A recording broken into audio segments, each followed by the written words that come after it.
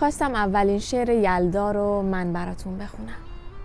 تو همان طعم انار شب یلدای منی، تو همان ماهی خوش رنگ و لعاب کف دریای منی، من همان عاشق دلباخته معمولی، تو همان عشق، همان دلبر رعنای منی، من همان سردی سرمای زمستان توام، تو همان گرمی ما بین نفسهای منی، من همان نور، همان شمع به پایت سوخته، تو همان ماه قشنگ تک و تنهای منی، من همان شاعر بیچاره بی قافیه، تو همان قافیه ناب غزلهای منی.